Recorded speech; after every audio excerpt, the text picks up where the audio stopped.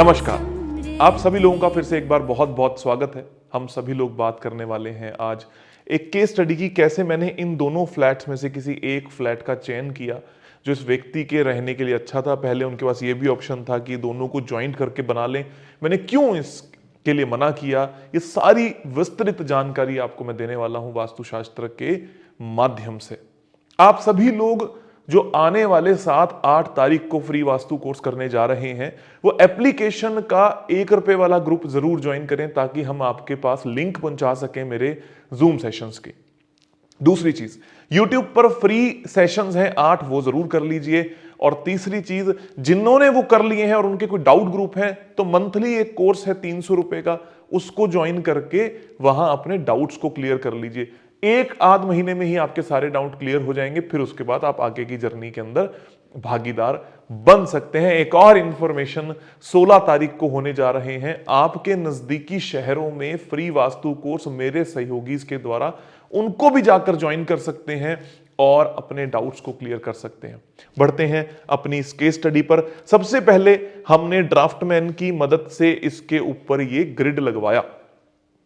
वास्तुशास्त्र की दुनिया में मेरा काम या आपका काम नक्शा बनाना या ग्रिड लगाना नहीं है, सिर्फ उसको चेक करना होता है।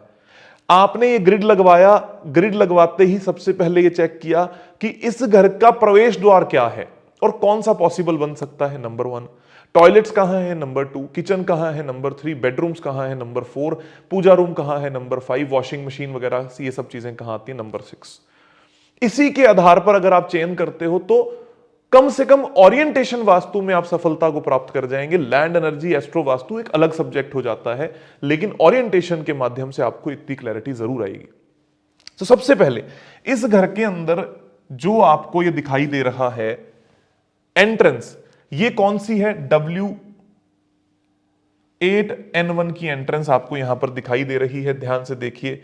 W8N1 की जो एंट्रेंस होती है वो कोई खास अच्छी एंट्रेंस नहीं होती, बल्कि सबसे बुरी एंट्रेंसेस में से एक एंट्रेंस कही जाती है।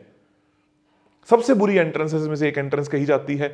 उसके बाद क्या मेरे पास कहीं से भी कोई पॉजिटिव एंट्रेंस बनने के चांसेस बन रहे हैं, तो कोई खास पॉजिटिव एंट्रेंस बनने के चांसेस नहीं बन रहे।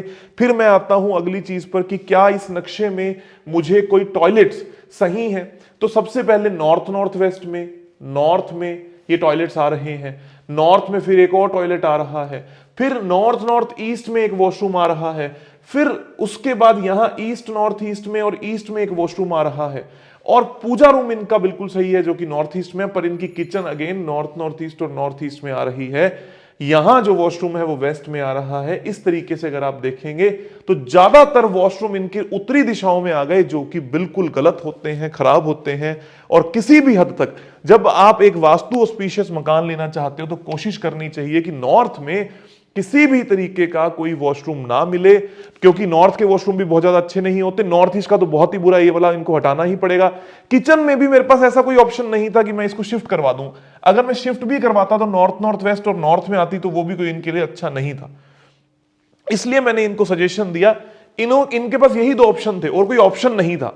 इससे बेहतर मकान भी मिल सकते थे हमें, लेकिन उन्होंने कहा मुझे तो इन दोनों में से एक लेना है। फिर उन्होंने कहा कि दोनों को मिला लें, तो मिला क्यों नहीं सकते। अगर मिलाएंगे तो सेंटर यहां आ जाएगा, जो अक्सर लोग गलती करते हैं। तो ये स्टेयर और लिफ्ट सेंटर में आ जाएंगी, जो कि बहुत बड़ा वास्तु दोष क्रिएट करते हैं। ऐसा हमें जीवन में कभी सेलेक्ट नहीं करना as per orientation vastu. Astro vastu के हिसाब से उनको कमरा कौन सा देना है ये मैं डिसाइड कर सकता हूं। रंग कौन से करवा रहे हैं मैं डिसाइड कर सकता हूं। कौन सा कमरा बच्चे के लिए, पिता के लिए ज्यादा अच्छा रहेगा मैं डिसाइड कर सकता हूं। लैंड एनर्जी मैं सिलेक्ट कर सकता हूं। लेकिन इन दोनों के आधार पर अगर मुझे यही चूज करना पड़े कि ओरिएंटेशन वास्तु कौन सा अच्छा है, क्योंकि ये दिल्ली की सबसे पॉश सोसाइटी में है, यहां की लैंड ऊर्जाएं काफी अच्छी थी, इसीलिए हम यहां पर गए और ये 2 जो मकान हैं उनमें से एक मकान हमने सेलेक्ट किया। अब मैं अगले मकान पर बढ़ता हूं, सेकंड मकान पर। उसमें मैंने क्या किया आपको जरूर देखने का मौका मिलेगा। तो ये दूसरा मकान है, आप ध्यान से देखेंगे तो वो वेस्ट फेसिंग था, उसका गेट वेस्ट में था, ये ईस्ट फेसिंग है। इसका गेट E6 E7 का है, जो कंपैरेटिवली W7 W8 से बेहतर है। नेगेटिव तो है, लेकिन वो वेस्ट नॉर्थ वेस्ट का गेट है, वो ज्यादा डिप्रेशन, एंजाइटी, ड्रग्स, इन सब के ऊपर एक व्यक्ति को लेकर जाता है और प्रॉब्लम क्रिएट करता है। तो मैंने यहां पर इस गेट को इसलिए चूज कर लिया। दूसरी चीज, अब मैं वॉशरूम्स की बात करता हूं तो यहां नॉर्थ में वॉशरूम नहीं है। नॉर्थ नॉर्थ वेस्ट में है तो चलो ट्रीटेबल है, वहां कुछ में था, नॉर्थ में था, नॉर्थ नॉर्थ वेस्ट में भी था। नॉर्थ ईस्ट के वॉशरूम को मैंने वहां से हटवा दिया, एक ही वॉशरूम मेरे को हटाना पड़ा।